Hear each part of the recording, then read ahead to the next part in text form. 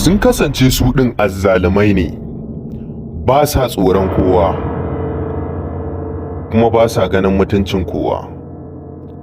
Sukan kama mutane su yi garkuwa da su domin a ba su kuɗin fansa. A kwana a tashi sai Allah ya kawo wanda zai ga ƙarshen su. Akan wani dalili ne yasa kuka kama shi? Kai kuma uban waye?